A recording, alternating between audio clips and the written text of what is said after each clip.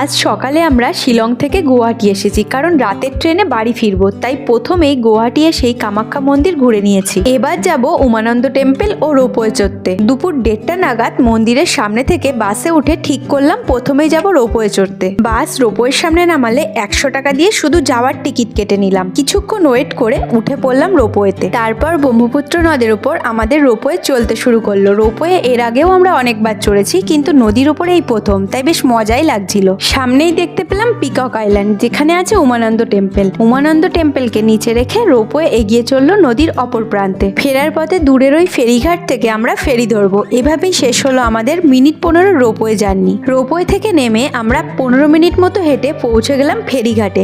সরকারি ফেরি হওয়ায় টিকিটের দাম মাত্র 5 টাকা, আর এই ফেরি আমাদের আবার নদীর অপর প্রান্তে পৌঁছে দেবে। ফেরি চলতে শুরু করলে আমরা উপরের ডেকে এসে দাঁড়ালাম, যেখান থেকে পড়ন্ত বিকেলের দৃশ্য দেখতে বেশ ভালোই লাগছিল। আমরা ওপাশে পৌঁছে উমানন্দ টেম্পলে আসার জন্য আবার সরকারি ফেরি ধরবো। আধা ঘন্টা পর ফেরি যখন ঘাটে ভিড়লো, ততক্ষণে 3টে লাস্ট সরকারি ফেরি বেরিয়ে গেছে। তাই বাসে উঠে পড়লাম স্টেশনে যাওয়ার জন্য, কারণ বেসরকারি ফেরি উমানন্দ টেম্পল যাওয়ার জন্য 200 টাকা করে চাইছিল। এএসটিসি পল্টন বাজার বাস স্ট্যান্ডে পৌঁছে আশেপাশটা ঘুরে থেকে গুয়াহাটি স্টেশনে চলে এলাম সন্ধ্যা নাগাদ। আমরা ধরবো রাত 10:50 কাঞ্চনজঙ্ঘা এক্সপ্রেস। স্টেশনে ঘন্টা 2 কাটিয়ে বোর হওয়ায় বেরিয়ে পড়লাম স্টেশনের বাইরে হাঁটতে। কিলোমিটার খানেক হাঁটার পর চোখে পড়লো আসাম স্টেট মিউজিয়াম, কিন্তু ততক্ষণে সেটা বন্ধ হয়ে গেছে। তাই স্টেশনের বাইরে থেকে ডিনার করে আবার স্টেশনে ফিরে ক্লক রুম থেকে আমাদের সকালে রেখে যাওয়া ব্যাগ বার করে নিলাম। টাইমে আমাদের কাঞ্চনজঙ্ঘা এক্সপ্রেস ঢুকলে উঠে পড়লাম ট্রেনে। শুরু হলো আবার প্রায় 1000 কিলোমিটারের জার্নি।